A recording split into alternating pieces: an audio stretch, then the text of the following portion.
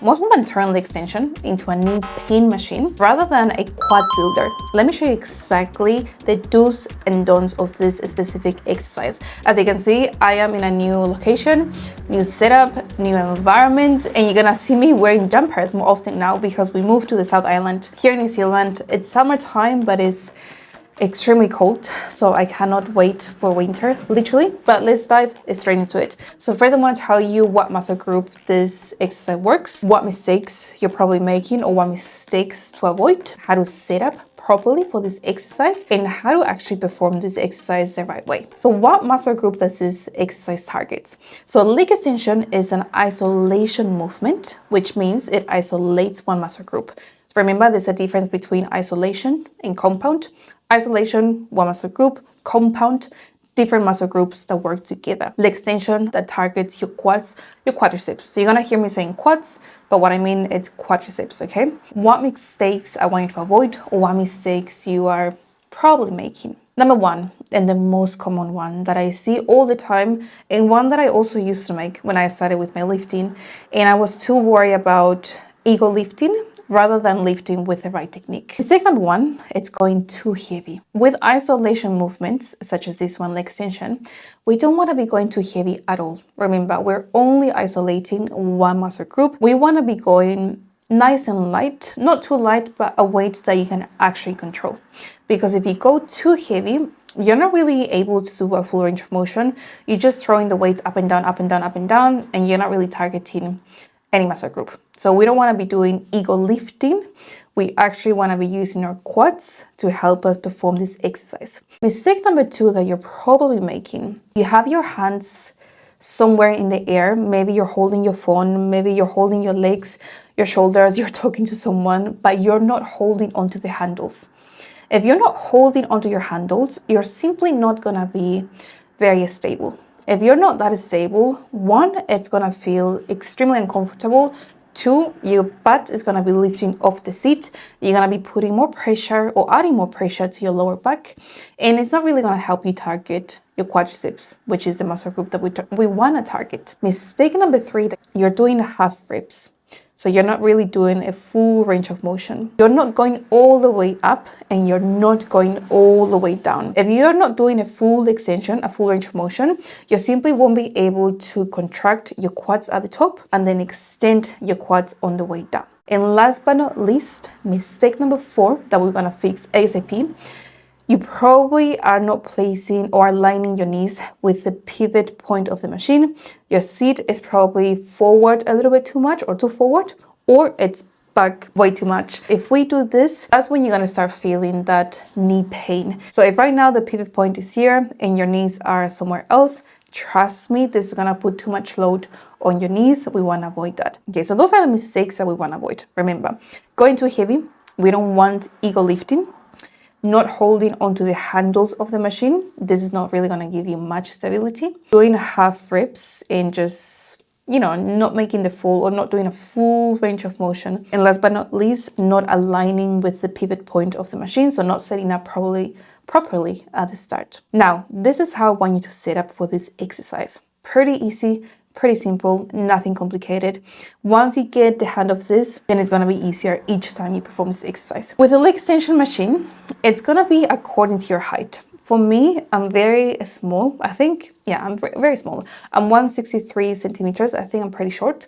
So if you're short like me, you're gonna be pushing your seat forward because you want your knees to align with the pivot point. If you're someone taller, let's say my partner, he's 187 centimeters roughly. For him, when we turn together, we have to push the seat back all the way because when you're taller, your legs are longer, so your knees have to align with the pivot point. You have to sit back. When you're shorter, push it forward so your knees can align with the pivot point of the machine. The second thing I want you to know about the setup. When you're sitting, I want you to push your hips all the way back, okay? That way, when you're leaning back, your back is resting, your back is relaxed, and we're not putting any tension on your lower back. So push your hips all the way back, like get very comfortable on the seat. Hold onto the handles, that was gonna be the next thing, but hold onto the handles, back nice and relaxed, and lean all the way back, okay? With the leaning, you might see some people leaning forward a little bit, and I do it sometimes. You can do it as well, it's completely fine. Just whatever feels more comfortable for you. As long as you're holding onto the handles, that's gonna be the main thing. Next thing, with the pad of the machine, so the one right here, you wanna have this one just above your ankles. So let's say this is your feet, your knee, your ankle right here. You wanna have the pad sitting somewhere in here. If you have it too low, you're simply going to be using your feet to help you lift the weight up and down. We don't want that. We want to target our quadriceps, not our feet or any other muscle group. If you put it here, it's going to be much easier to control the movement and to perform this exercise.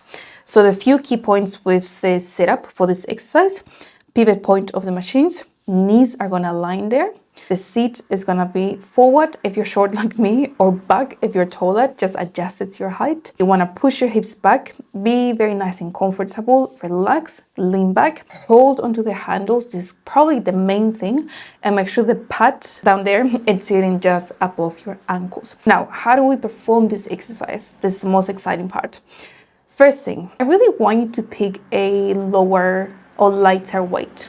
Don't go heavy. Even if you're capable, even if you have the strength, if you want to improve your technique, personally, I think the best way to do it is with a lighter weight. If you go too heavy, it's a little bit more challenging to think about all the things and at the same time control the movement and all that. But if you go lighter, then it's a little bit easier. Go light, and that way you can focus better on everything else that I'm telling you. Okay, let's say you're doing 10 kgs, 20 kgs, whatever it's light for you. The next thing I want you to do, you really want to control the movement on the way up. So you're going to be lifting your legs on the way up, roughly 1 or 2 seconds, as you can see on the video. 1, 2. It looks very fast, but I'm controlling the movement. I'm not just going up and down. At the top, this is gonna be like the magic thing I want you to do. Not magic thing, but something I really want you to remember. I want you to hold that contraction at the top. Hold it for 1 second. And you will see in the video how I'm holding it for 1 second and then lowering the weights.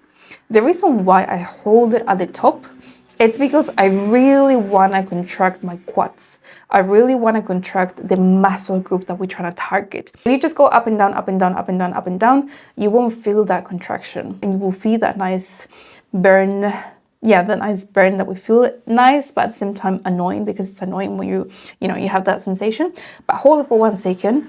And the next magic trick that I want to tell you, you also want to control it on the way down. So on the way down is when we're extending our quads.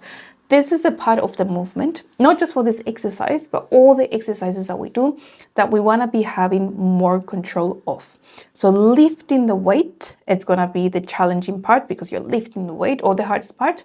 Extension, it's going to be the easiest part. This is where we want to have most of the control for the exercise. When you're lowering the weight, I want you to take about 2 to 3 seconds roughly, okay? So you can see I'm really taking my time, 1, 2, 3, and you want to stop right before the plates right here touch with each other.